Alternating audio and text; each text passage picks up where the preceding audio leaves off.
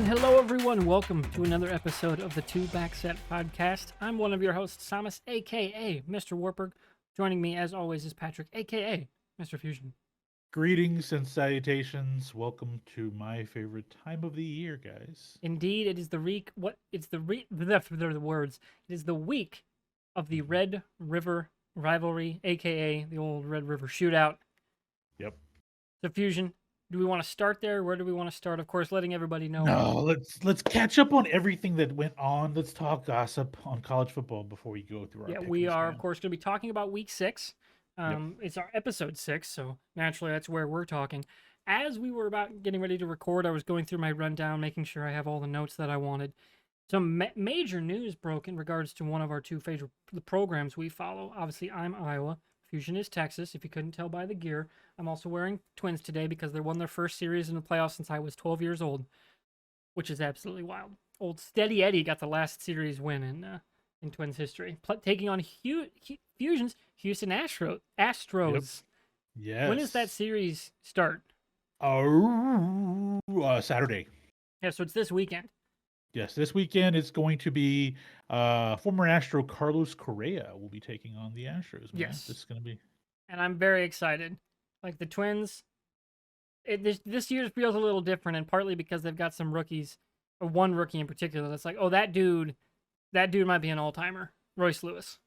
You know, the guy's had 4 grand slams this year. He already had two homers against the Jays. Like he's like off to a great start his rookie season. So it feels good, and our pitching is way better than it has been in quite some time. That was always the Achilles heel of the last like Byron Buxton kind of era Twins, but that's not the case this year. The pitching's legit. So, but that's enough baseball. I'm not going to give any prognostication. It should just be hopefully a good series. So the news that broke that was affecting an Iowa team, and it affects Iowa State as well, because we covered this early in our show's run, like episode 1 and 2, covered the gambling controversy and scandal, because that was when the punishments were being handed down for a bunch of Iowa players and Iowa State guys. One of the biggest ones was Noah Shannon, because he was presumably Iowa's inside defensive, like our interior anchor on the defensive line, which has been decent, but isn't generating a pass rush so far into the season because he's out for the year. Well, it turns out that might not be the case much longer, because according to several sources, I follow a few Iowa beat guys on Twitter, and then I've started seeing some national people pick this up even closer to our broadcast. So clearly they were doing some background work and double-checking sources. And it really does sound like the NCAA this week, potentially this week, is going to vote on new gambling rules with retroactive lighter punishments, especially for first-time offenders, which would mean reinstatement for almost everybody that didn't bet on their own games. So the rundown is basically this. This involves not betting on your own team. Mm-hmm. It doesn't say non-football, though. So like if you bet on basketball, technically that's okay, as long as it's not your team. I think that's a slippery slope, because people talk to each other, especially in the NIL era where transfers are rampant, right? Like, you gotta... I don't think they should do that. Yeah. But for the first time non-team bet, it would basically be no punishment, other than you need to take an education class, and you have to like show and prove, hey, I'm proving not just to my school, but to the NCAA that I understand I can't do this again. The second time is when suspensions start rolling in, and that's when you get to dollar level limit, which I also don't agree with, because some people have more money. Yeah. I think you have to do it by the number of bets, not the amount. Because guys that get great NIL deals, guess what? They got more cash. Yep. And that doesn't mean they should get punished more or less. It should be about, I think, the number and the what that you get bet on, not the how much. Yeah. At least in terms of the dollar amount. And then the third offense would be season-long suspension or more. And obviously, it's a season to career-long suspension if you bet on your team. And I think you should say that on your sport.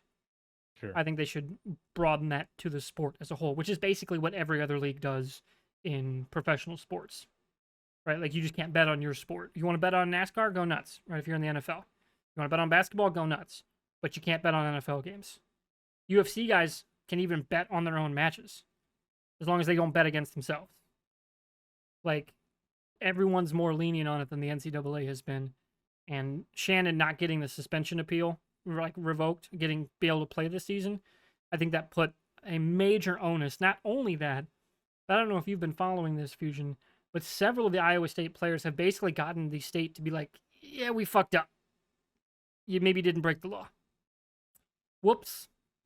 Like, so that changes the conversation as well. Because then you go in, oh, this was like maybe was this a targeted thing and they broke a lot of rules and regulations to get this data? Did they not do everything by the book?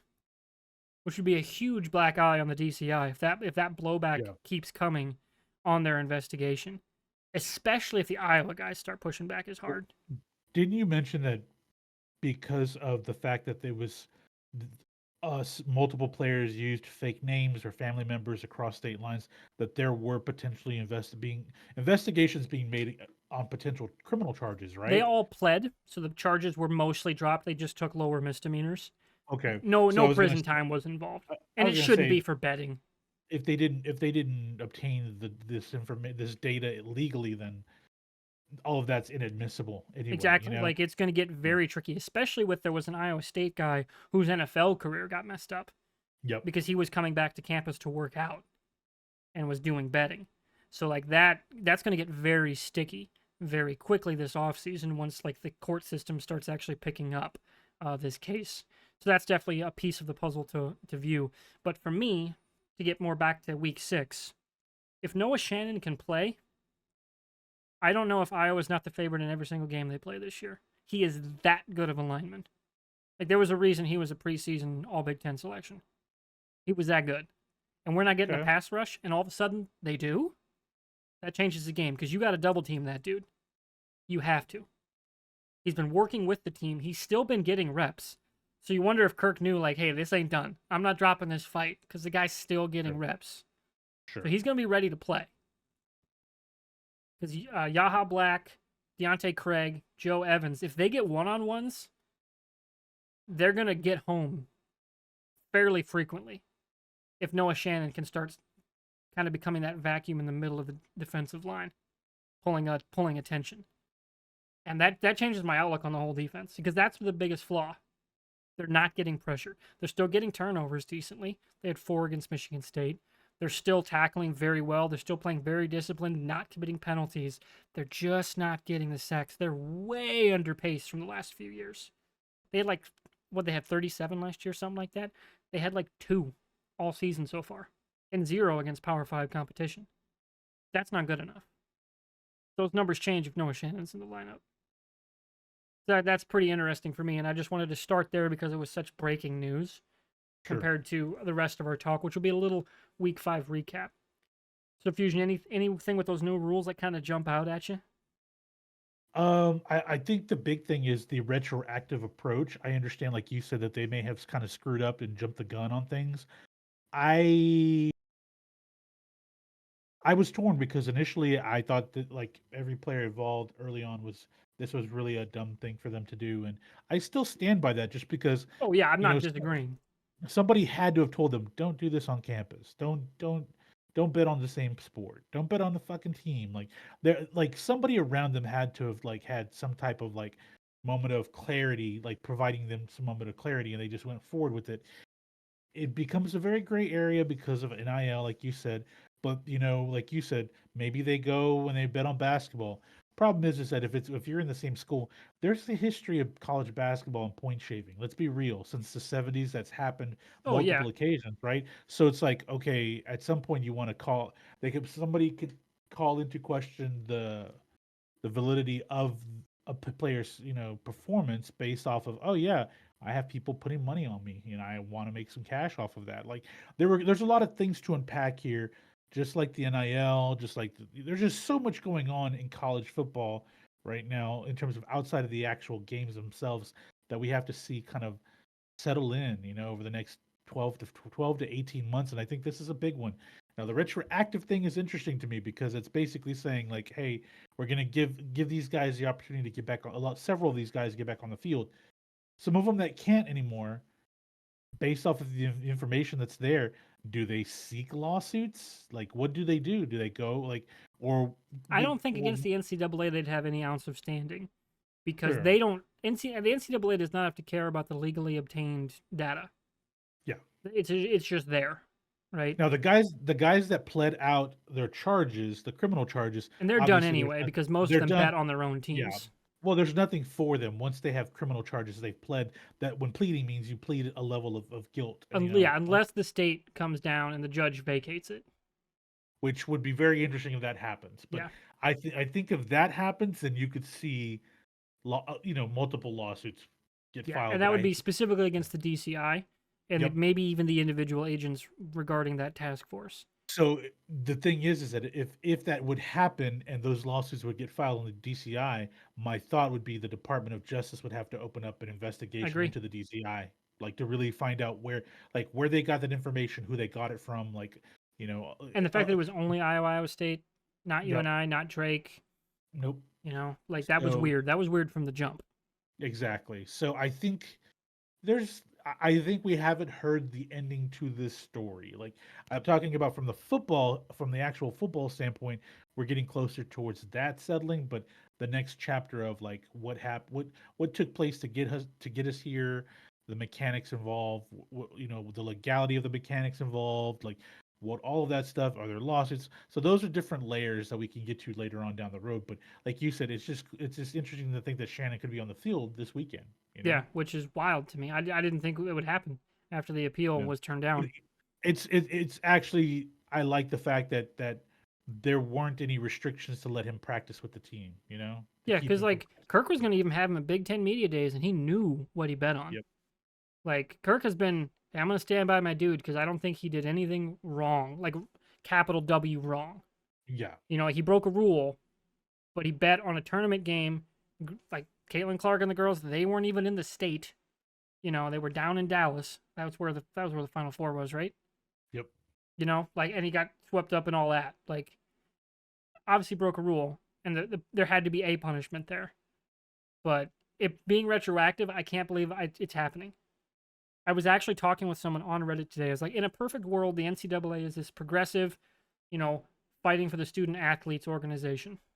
That's just not the world we live in. I was like, there's no way they do retroactive changes. It'll be an off-season rule change, and nothing will happen this year. And that was only 4 hours ago. I posted that on Reddit. I'm absolutely stunned. They're like, oh, and the punishments will be retroactive to the players currently suspended. You guys can just fucking do that? Like, you can't do it for everybody else. Like, fucking, was it Tez Walker? Like, you can't do that. Yeah. But you can do this. Like, that's the NCAA just, even by doing the right thing here, which is, hey, our punishment was maybe a little heavy handed in the specific instances, like Noah Shannon's. We got it wrong. Let's try to fix it. Or you can do it now, but you couldn't do it then. It's just, even doing it right, they set themselves up for failure because of how many other wrong things they do. It's just another case for people to complain about the NCAA, like you said, stacking it next to Tez Walker, which is just a travesty that he's not allowed to step on the field. It's That's just wrong. it's just yeah. And I get Mac Brown stands by him, but at the same time, the last thing Mac wants to do is create any type of political issues with the NCAA by just saying to hell with it. I'm gonna let him play. Because technically, if Mac They really yeah, wanted if they to, win if they win the ACC, the NCAA, if they're like, hey, you don't get, well, they don't really see postseason play, nope. but like, you want to bet they don't have something in the chamber for their other sports. Yeah. Like, The that only gets the only sticky. way, yeah. I mean, like you said, I mean they can't. They're not involved with the college football playoffs, But they so they could couldn't. vacate max wins. They could vacate max wins. That would be the main thing they would. That would probably be the first thing they would do. But still, like, there's just yeah. It's one of those things where it's like, be consistent. The NCAA. Like, Roger if they do Goodell's a this lot going like this as forward, well. like hey, we're going to take a holistic, you know, big picture view of the sport. Sure. Kudos, do that going forward, which is what everybody was hoping after Mark Emmert stepped down. Right. It sure didn't seem like they were getting off to that foot with the transfer rules. And they also Yep. tightened those. The window is now much shorter. It's like 45 days. Yep. That's, I think, a positive change as well. So I like that one. couple Yep. those two Yeah, I things agree. together, and all of a sudden, oh, hey, that's two good decisions in a row by the NCAA. Go take out a lottery ticket because everybody's getting lucky right now.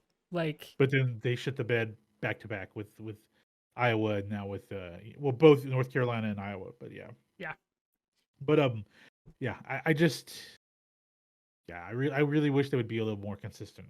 agreed. So let's move off the rules talk. And since I did a lot of talking at the beginning, how about you talk about your Week 5 Texas Longhorns? Oh man,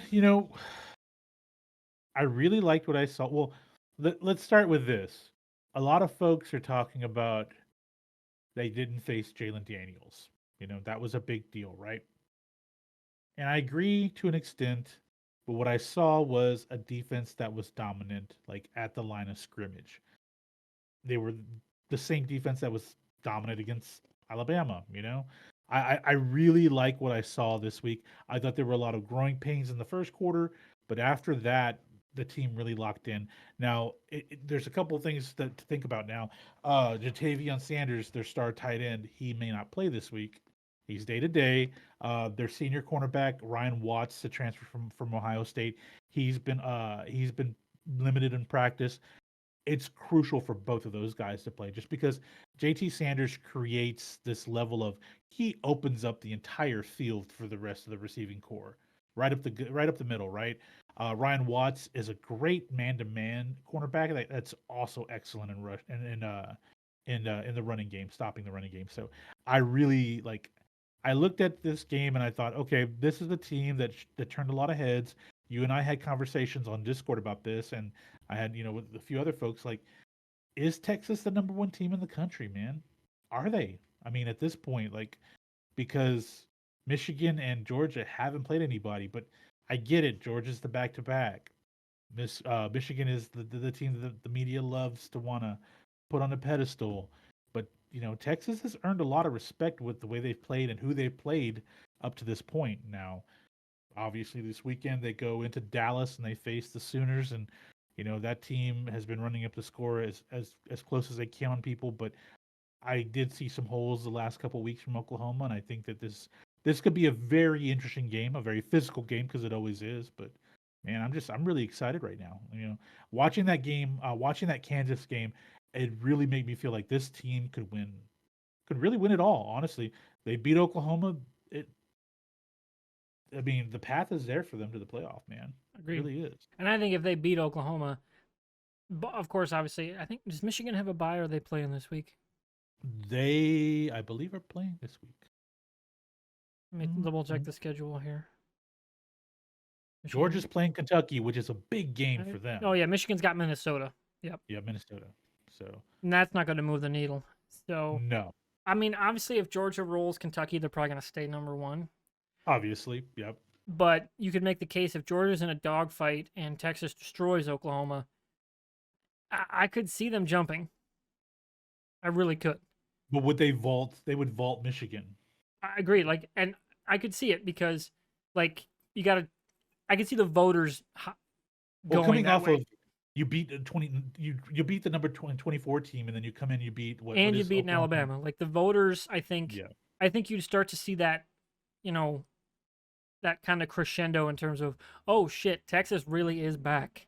yeah. They've beaten 3 top 25 teams within a 5 week period. Like Exactly. we have, I we have think to.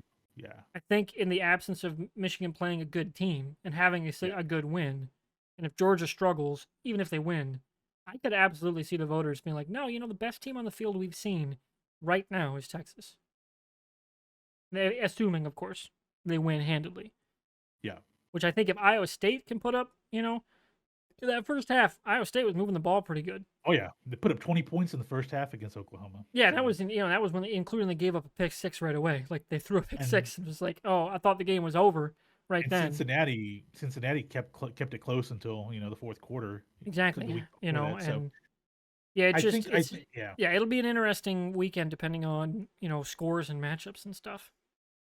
But I was very happy to see the way they took uh week 5 against Kansas, because that I think that turned a lot of heads, because there were questions about the run game, and I think Jonathan Brooks becoming their number one guy, and the freshman CJ Baxter, who I thought would be the number one guy, being the number two. But like they're establishing a run game that is able to push the needle to open up the pass game. But then you have targets all over the field for Texas. And offensively, as long as Quinn Ewers is not in kind of as long as he finds his rhythm early on, the offense has a good pacing. The defense holds its own, and it's a deep defense. They have freshmen and backups that are they're like 3 or 4 men deep on the fronts on the line and at linebacker now. And the only thing they're really missing is like a true destructive edge, which they're supposed to be bringing in 2 kids next year to do that. That's really it. But like, it's not like they're not disruptive because they're constantly disruptive. But the knock is, oh, they haven't played a starting quarterback at this point. Which okay, that's fair. Well, you know what? They're going to face a team with 2 really good quarterbacks this week. That's the reality of it. And if they march into Dallas and they beat the shit out of Oklahoma, I think that's it. That team should be number one. Like there should be no arguments about it because every team being put in front of them, they are deconstructing them each week. That said, Georgia is playing Kentucky, who is ranked now at 20. Georgia beats just stomps on Kentucky, which they're going to do their best to run up the score. They need to, right? They know that looking in the review, Texas is right there, and people are starting to question it a little bit. And Georgia hasn't faced anybody. People are starting to say, okay, maybe they're not as good as we thought they were. Their defense isn't ranked as high as we thought they were. Okay, this is their first big test, and Michigan has. I mean, who's their first real opponent? Let me look at their schedule Isn't here. isn't I it know they like in got Penn 2 or 3 State weeks? coming up. Yeah, Yeah, but but that's that's not several. that's. That's way later in the season. They I have mean, they this got is a Indiana, bad. Michigan State, Purdue. I mean, they got to go at Penn State, which I think you pencil Michigan for a loss there as it stands right now, Right now, and then yes. home against Ohio State to cap the season for the game. And we're going to learn something about Maryland this week when they face Ohio State because Maryland's 5-0. They're undefeated in that I conference. will say this: Maryland has been undefeated in several Septembers. Okay, that's fair. That's Do they fair. turn into October Maryland again? Okay, if they turn into a pumpkin, this Saturday is the time for it, right? They're going to go. They're playing in Ohio State at the Horseshoe, right? I I believe believe they're so. at Let the me go back to the full scoreboard. Horseshoe. Yep, they're at the shoe. Yeah. So if they can keep up with Ohio State, that will make that game interesting for Michigan as well. But Michigan over the next 4 weeks, they've got nothing on their schedule. Yeah, their schedule is just So bad. maybe they okay. So if Texas wins Yeah, on that's what I'm saying. Like Saturday, because of competition, I think you give Texas the nod at least to number 2, yeah, if not the vault to number 1. and that all depends on how Georgia and Kentucky look. Like, Exactly, that's true as yeah, well. yeah, You yeah. know, and say So watch Mark Stoops. Yeah, Mark Mark Stoops. Stoops, wrong Stoops. Ah, all the Stoops brothers got that Iowa tie. But yeah, if say they roll into Georgia and just win, like they're a good team.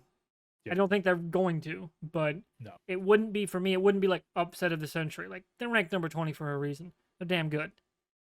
So that'll be definitely one of my games to watch. That is the evening game on ESPN, 6 o'clock for yep, Kentucky, Georgia. Oklahoma, Texas is 11 a.m. on ABC. That's the national broadcast. They're both our pick'em games this week. yep, yep. So before I get into my diatribe about the Iowa Hawkeyes state of the offense, our pick'em games are as follows. So we have Texas at Oklahoma, which is technically a neutral site. Yep. They're the one where they do the 50-50 split. Yes, it's Yeah, beautiful, man. it's because it's at the state fair.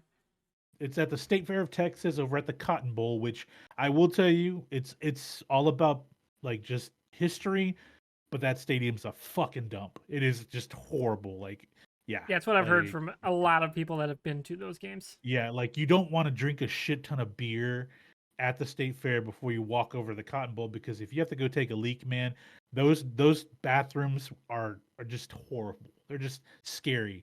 They're second the scariest college stadium bathrooms I've ever been in were Kyle Field before the renovation a few years ago. Those were horrible. Just because Do you they only think the state steps in to be like, hey, here's some money to renovate it in a um serious way?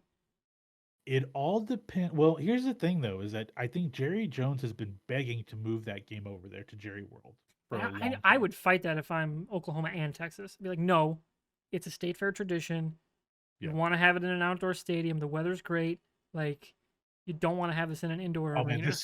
this weekend's gonna be beautiful. You know, it's gonna Yeah. be a beautiful weekend for us. It's gonna be a lot cooler. Um, my thought with this is that the Cotton Bowl does need a major renovation. So what do you do? Do you take a year and do a neutral somewhere Yeah, and do let you and do get Jerry World for a year while you're renovating? I mean, they did it one year, didn't they do it one year over there at Jerry World? I could have I, sworn I it was remember there being one of them there. one of them, I think that and was the it wasn't. year. Was that the year when they did the new jumbotron? Yeah, I think so. I think so. I will tell you this though, neither school's fan bases were very happy. We're happy about that. Yeah, that's what I They mean. Like didn't the want. fan bases, the AD's offices should both be like, no. No, You're like, we'll give it to you like maybe once every 5 years. Maybe if you help us renovate the Cotton Bowl. yeah. You know, here's the thing. Here's the other thing, though, is that it just occurred to me, the construction of the ACC with their California teams. They've talked about the Dallas being the neutral location for home games for Cal and Stanford, right? Hmm. Did Okay, they get involved in that? so that's what my thought is that why can't multiple schools, both the SEC and the ACC, talk with the state to get a deal struck to renovate the Cotton Bowl? Like, why not, man? Because it's a college environment, you know. Yeah, I mean, it Jared, was one of the big games for the yeah, bowl it was. season. It really It was was. well in the 50s and 60s. It was the It was, yeah, it game, was the bowl. and then the Rose Bowl became the big game. But then it would be, And in the that South, you stadium's in a know, similar situation where it's getting yeah. kind of long in the tooth since its last Well, major update. I was there in '07 when the Longhorns won the title, and I will tell you, it was a dump in '07, the Yeah, Rose Bowl. It's yeah, yeah. But, man, hey, if Happy Valley can get their renovation, if, the Horseshoe can get their renovation, if Death Valley, both in LSU and over at Clemson, can get their renovations all and even Texas, DKR has had some major renovations that it looks spectacular now. You couldn't even tell that it has old bones, right? There is a way to renovate that place. It's just you're gonna have to spend a year somewhere, yeah, whether it be Jerry yeah. World or not. So, That'll be definitely but something to keep an eye on. yeah, you and I are big college football guys. I think that that's a stadium that they can't just tear down or move No, away from. I if there's the will to do it, which I think there is, I think they got to do it. Yeah, You I don't just want to think see that. that history Yeah, just get ripped down, yeah, especially because it's such a no, cool, unique thing. It's part of your state fair for this right? game. Like, who else does that? Even we don't do that in Iowa. Like our state fair is similarly one of like the big state Yep, fairs. It's just too early to have a football game because it's too fucking hot. right. But even we don't tie it into the football game. We could if we moved our state fair back 2 weeks. We absolutely could, but we don't. Like, and because they have the home and home, it's not a neutral site thing. That's just so Yeah, unique to college football. yep. That this shared neutral site that both states come to. That's fucking cool. I mean, when you look at the numbers, it's like an hour and a half from Austin to Dallas, almost the same from Norman to Dallas. Like the Red River, like when you look at how like this is as neutral as a neutral site gets. Like it's as close to Yeah, it's like, yeah, 50-50 it's as it. close to right in the middle. Yep. And I've been to many a Red River shootout. I still call it the shootout. I've been to many of them in my life, and I will tell you, yes, I am not proud to say it. I have gotten into fights with Sooners over the years, but hey, Hey, the things that happen in football games, right? It you just just you happens. you drink a lot of beer, you eat fried food, and at the end of the game, if it was a fun game and not a blowout, you may have a beer or two with the guy across the aisle. It could happen, or you may steal his girlfriend. I don't know. Shit happens, man. Like it's Texas OU, man. What can I tell you? Craziness ensues. But our other pick'em games, so that's one of our two. We Yep. have LSU going to Missouri. I believe they're like a 6 point favorite, maybe even a 7 point by now. LSU is as a road team. Washington State goes to UCLA. The home team's favored in that one. That's a Pac 12 network game, so I'm not watching it. And then Purdue travels to Iowa, and Iowa is about a 3 point favorite at home. And I think that would bump up to like a 4 if Noah Shannon is able to play. Okay. And that's of course obviously premature because we don't know if they're actually going to vote this week. It's the True. NCAA. They could wait to November. Right. It just seems like it's moving very quickly. So any of those other games jump out at you before I go about Iowa's last week and this week? No, they look like pretty good ranked games for the most part, except for Purdue, Iowa. But outside of that, no. Okay, so we'll pick all four but the Purdue Iowa because I think we'll probably end her there. So the big evening game, Kentucky Georgia. I assume we're both picking Georgia. Yeah, I think it's the Bulldogs, man. As much as I like the idea of Kentucky being able to go in there and give them a little bit, but I think at the end of it, Georgia's just a little too talented, and they may not be Georgia of the years past, but I think they'll still win this game. Yeah, So LSU Missouri, taking the home team or the road team? I'm taking the home team here, man. Honestly, just because I think LSU was given the favorite points because of who they are versus Missouri. I'm going to say this right now. LSU's defense is dookie. Like Yeah, they it's USC level bad. it's for the team that has a lot of talent. That defense is ranked really poor on, in total yards. I think that Missouri, while they're not dynamic, I think that they do a few things right, both offensively and defensively, to make things interesting, and I think that they'll pull it out at home. So yeah, Okay, I'm picking Mizzou. LSU. Okay, So that's fine. that's where we're different so far. Hmm. Washington State going to the Washington State feuding with Pat McAfee, Cougars facing the Bruins. Who you got? I'm taking the Bruins at home, man. I know I know Washington State's ranked number 13th in the nation. They looked really good in that game against Oregon State. Here's the thing is that I think UCLA has enough talent on the offensive side of the football to give Washington State trouble. Plus they're at home. So yeah, I'm taking UCLA for Okay, the upset. And I know their favorites are what, 3-point favorites or yeah, 2-point favorites? Still, it's an upset, unranked versus number 13, but I'm taking UCLA here. I actually agree with you. I think what UCLA probably wins, and I mean it is basically a pick 'em at 3, so it's hard to Yeah, say definitively. But like they yeah, lost a close game to Utah, and Utah's yep. got a damn good defense, and Washington State's is good, but not that good. No. So I'm gonna go UCLA. So we Okay. probably differ there. One game LSU versus Missouri. Now Yep. I think we'll both pick this game, but I also want to circle back to I forgot a topic to discuss the anti Iowa basically of college football. But All right. Purdue at Iowa, who you got? You're gonna hate me for this, man. I'm taking Purdue. I The don't only hate reason you. why. Okay. Hear me out. Injuries on the offensive side of the football have been piling up for the Hawkeyes. Hmm. With Cade McNamara now down with an ACL tear, is Caleb Johnson playing this He week or is. is he? I don't know. He is. Okay. I don't know. I've seen very little about Deacon Hill other than he's a big boy. That's really He is a rather large he's human being. yes, he is a large man. He's 6'3", like what listed I think at 258. yeah. Like And goddamn. that is being that's a generous 250. I'm saying that dude's like pushing 260. Like he's like 262 maybe. But he's a big dude on the field, an unknown for me, so I really can't speak on like what his potential is.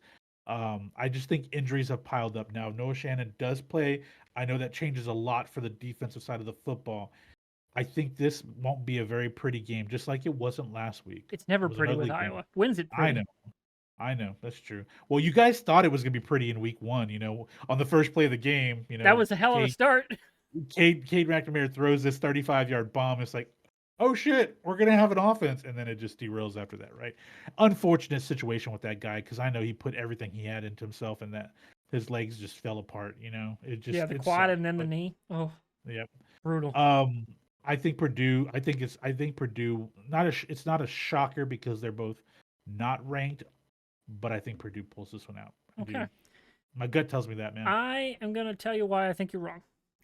Because Go I'm for it. so number one, obviously, Cade's hurt. Done for the Yep. year. ACL's torn. Yep. But he was already playing hurt. So True. at the very least, it's a lateral move to go to Deacon Hill. Okay. But I actually think it's a positive because it changes three things at the playbook, which is a complete indictment of Brian Ferentz that he couldn't change the playbook due to a player's limiting injury. The fact that he couldn't adjust is insane. But you think Iowa, what kind of plays do you think about?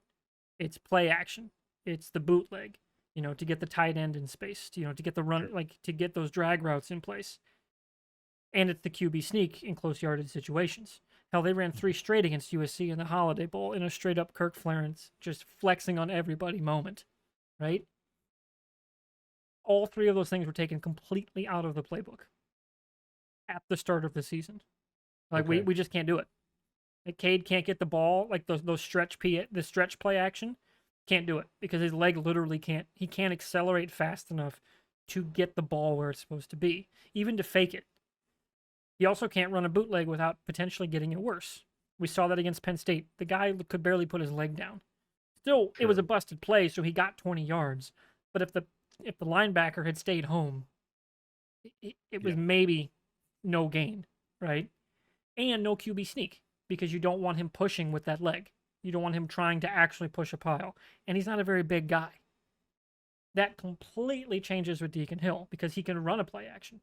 We ran a bootleg within the first like 5 plays Hill's on the field, right? Like that just didn't happen the first 4+ weeks of the season. And the QB sneak was back and it worked. Like we converted a 3rd down. Like the playbook actually looked like Nate Stanley era Iowa. And I don't know if the guy's as good as Nate Stanley, but he's as big as that dude.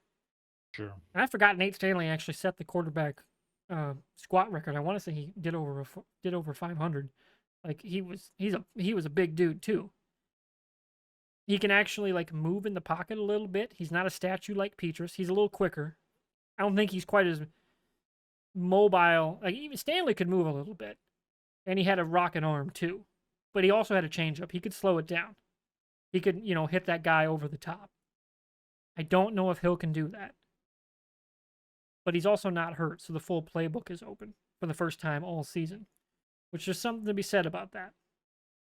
Especially because of the level of the defenses we are facing going forward are nowhere near as good as we have already played.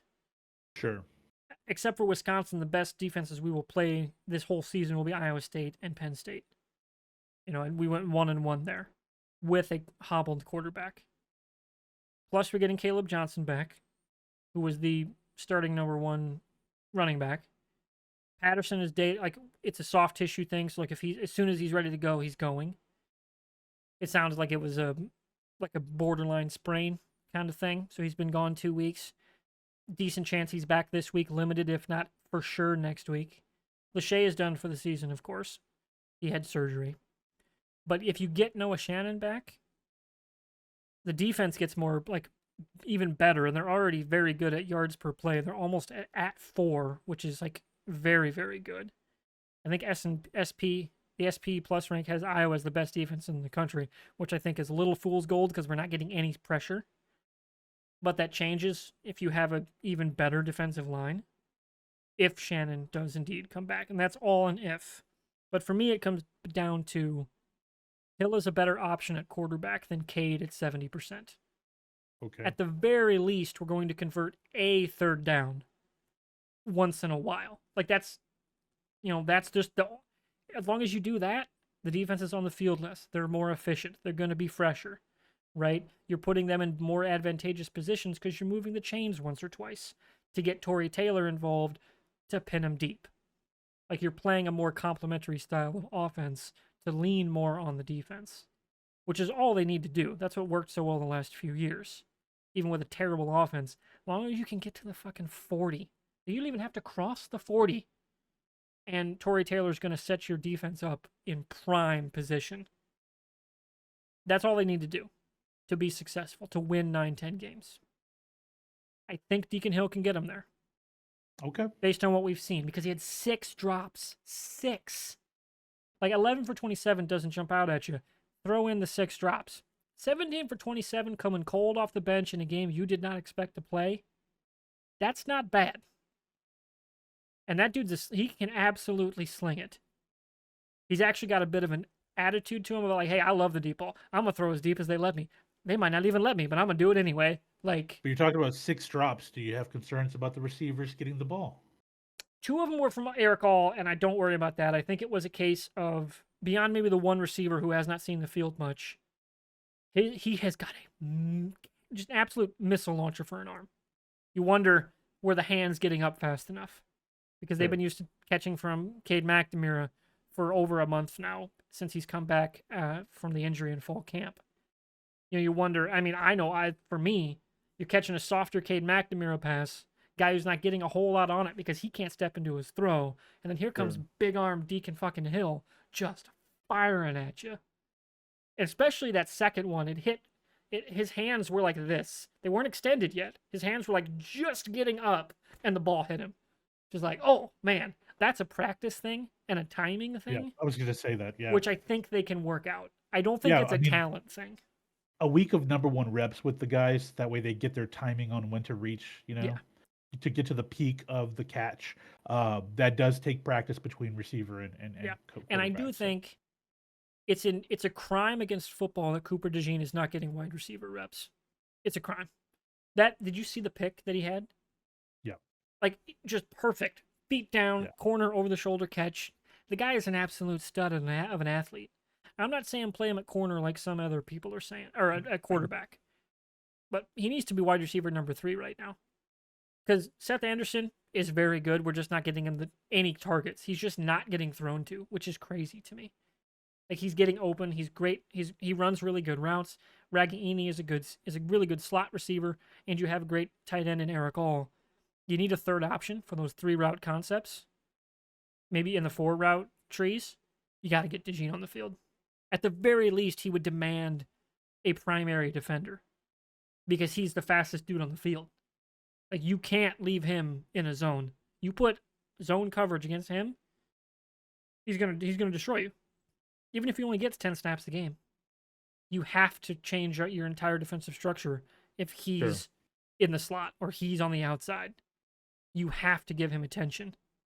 And then that frees everything else up. I think it's insane that that's not in the playbook. Any other coach in college football looks at Cooper DeJean and goes, hey, you want to play both ways and maybe get into Heisman conversation? Cool, let's do that. Because he's that kind of athlete. And it's crazy to me that he's not even in the like. There's no plays for him. There's nothing in the playbook for him. I just don't know what the fuck Brian Ferentz is doing. We've had plenty of discussions about Brian Ferentz this year. Because I mean, look at what they were doing with Travis Hunter. Like I was following one of the Iowa guys. He's like, Cooper DeJean is what everybody thinks Travis Hunter is. Cooper DeJean is the guy that is Chris Gamble. Remember him from Ohio State? Yep. DeJean's that good. Put him on both sides of the ball, for the love of God, and let him return punts. He's electric. Give him the fucking ball. It's just wild to me. So, needless to say, I'm picking Iowa. Okay, no, that's fair. I mean, I think for me the biggest unknown is Deacon Hill. That's really it. Oh, I Like, completely understand. so when I say just not just that, but just injuries were piling up, I really think about this game could be kind of a low scoring dogfight. I'm like, well, maybe just my gut says Purdue can really pull it. Like Hudson Card has shown little glimpses here and there of being a pretty good quarterback, and I Oh yeah, think he is definitely, I think, the best quarterback in the Big Ten West. yeah. So I think that Purdue just kind of sneaks one out at the end here. It could Wait, are be. they in the West or the East? Don't Yeah, even I ask me. I should know this. My brain is absolutely failing me. Yeah, they're in the West. They're in the West. I think they're the easternmost West team, which is what threw me because they're in Indiana. Wait, no. Are they? No. Chicago, no. Yeah, they're Northwestern's. east of Northwestern. Yeah, that's right. Yeah, you're right. They are the easternmost team. Yeah. Huh. But yeah, I think that's. I mean, hey, it's a good opportunity for us to kind of separate, Mm-hmm. and for you guys to gain some ground on me. So Indeed. yeah. So the pick'em standings right now, Fusion's got 19 points. He's in the lead. Eddie Mack, he's got 17. He's in second place. Then we have a two-way tie for third between me and Shadow at 16, and then Gamma has 15. Ty went 4-1 last week, so she's at 8 points because she's missed a couple weeks. So, so she's definitely gaining some ground. If she has a good week this week, she's up into the double digits very quickly. All right. So, anything else we want to touch on here? Man, USC. Oh We yeah, that brought was this one up. for sure. Yeah. USC, Colorado. I know it looked Amazing like game. I was golfing while it happened. Me and Joey, I had my phone on. He had his phone up. I guarantee you people could hear us from like multiple holes around us because we were losing our minds when the comeback happened. It was I mean, incredible.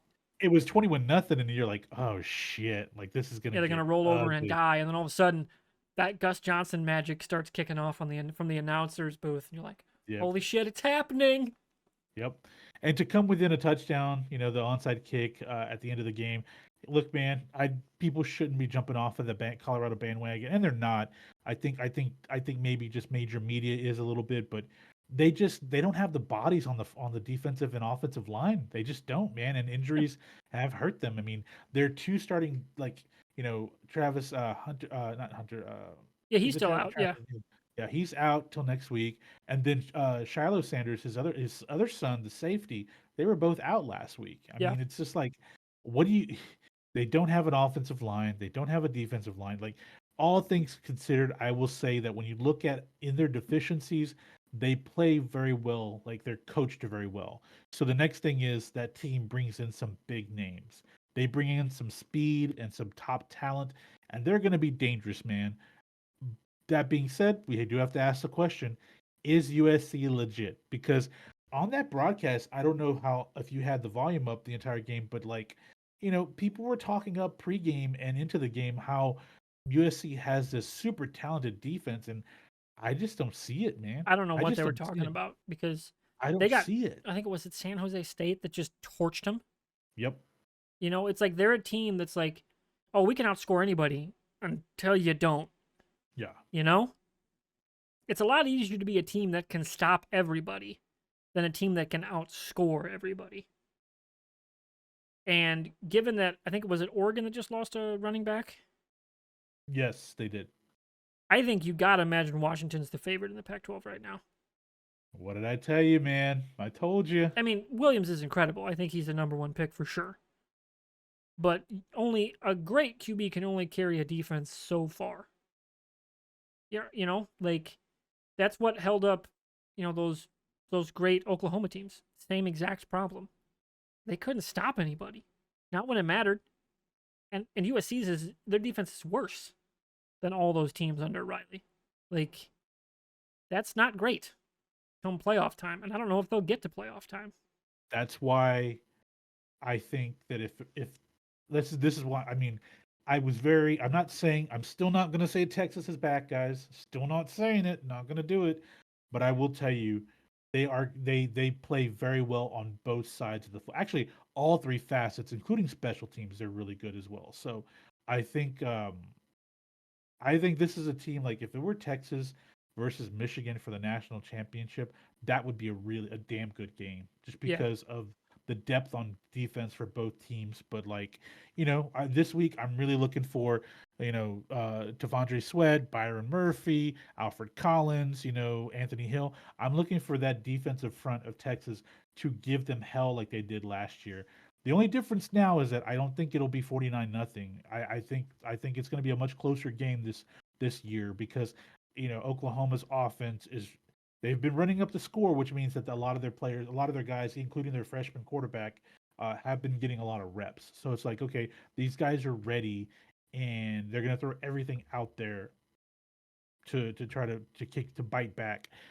I just think that Sark's play calling has been phenomenal, man, on offense this season. Just like there has been stretches where there's a drive in each game where you're just like, what the hell was that? But it feels like okay, there's a schedule for that drive, whatever. But outside of that, like his play calling every other drive, just phenomenal, man, just So the phenomenal. opposite of Now, Iowa. yeah. Now they've got to get touchdowns, not field goals, because Auburn, their kicker, he's very suspect to me this season, and I don't trust him. They have the talent to score in the red zone, but for me, it's like get your six. Don't go for three. Get your six. It's going to be a tougher game against Oklahoma because Oklahoma will try to air it out over you, and your safeties are good, but they're not as speedy. And there have been a couple of moments against like Alabama, against Kansas, where they're not exposed, but then it's like okay, you could tell that they're not the fastest second safeties, Yeah. So it'll be a very good game, man. I'm super excited for it. Hook 'em horns. I'm hoping for an ass whooping because I love saying it's whatever time of the day and OU still sucks. Fair enough. That's what rivalry games are all about, man. Yeah, it's gonna be a great slate this weekend. I mean, we got for our pick'em games, it's 11 a.m. 2:30 on Yep. Peacock for Iowa, and then Yep. Kentucky Georgia when that wraps up. I mean, I'm getting some burgers ready. I'm gonna get my wings ready, and I'm gonna have a great day watching college football. And the I Hawkeyes are undefeated when I make my wings. I didn't cook for the Penn State game because I thought, okay, we're not gonna even be fun to watch, but every other game I have, so I might have to get some wings tomorrow and get ready nice. come Saturday. Well, hell, there's Louisville is now ranked. Notre Dame's playing them Yep, on that's gonna be Saturday night. another Like great one. Like we got some it, solid games this week. Not quite as there's loaded as last week, but still good no. games. I think this is going to be a good slate of college football on Saturday. Yeah. Indeed. All right, well I think we're gonna get out of here. A little Yes. shorter episode today, but still 50 some minutes, so that works for me. We'll stay tuned next week. We'll discuss the reaction to the week's games, Iowa, Texas, as usual, plus our pick'em games, as well as any other major breaking news, like maybe new NCAA rules will have changed again by next week. Who knows? You can follow us individually at Mr. Wartburg, that's me, or at It's Mr. Fusion. You can follow the show at Two Back Set Pod. I think it's at Two Back Set on Twitter, and I'm still gonna call it Twitter. Fuck that shit. Yeah. God, did you see the thing with the fucking links thing today? So Yes. goddamn dumb. Did you no? But And the here's internal engineers are like, no, this is stupid. no. Like, Did you see the thing about the streaming, the game streaming stuff? Oh, wait, what? he streamed a game. He was playing a game today, and he was streaming it on Twitter. And he's like, "Yeah, we may not be able to beat Twitch right away, but we're going to be the game streaming platform here very soon." Dude, Like do you the know same how website, goddamn expensive that is? the same website where you have fired back-end engineers, quality control engineers, integrity engineers, developers, and then And you on want to top of all and you want that, to go back to live streaming? yeah, I mean, they own Periscope and all that tech, but like, do you know how many hours that will be, how expensive that will be to run? Because they don't own like server space like that. You know what I mean? just Like you know, Amazon has AWS. They can do whatever the fuck they want. yeah, exactly. You can't, And Twitter. here's the problem: he's not paying his bills to AWS like he was, like he's behind. So it's like that's the biggest problem is the server loads, and that's why that's why Twitch is still part of Amazon, and it ain't going anywhere because AWS backs it up. That's really it, man. That's what it boils down to. Yeah, You know, and yeah, it's crazy. it's just I yeah. can't believe that. I just saw earlier he streamed a game and he was talking about how they're going to take over. It's like, well, you better start spending money, man, to build out server space because Well, I guess I Meta's don't. bringing back Mixer then. Oh God, Dude, Mixer was such good tech. God, that tech was awesome. that code was pretty damn good, Their man. their low latency was like milliseconds. It was Yeah. awesome. And Kick has actually a really good code because their latency is solid. The problem is it's being controlled and ran by a bunch of gambling addicts and Yeah, perverts. I That's really just it. stay off that It's platform. yep. Don't bother Not with great. it, man. Not great at all. But all right, that's enough diatribes. We're gonna get Yeah. out of here. See Yep. you next week for week 7, episode 7, where we dive through the reaction to college football and where we stand next week. See ya, Have a good Saturday. and go Twins. Hook 'em horns.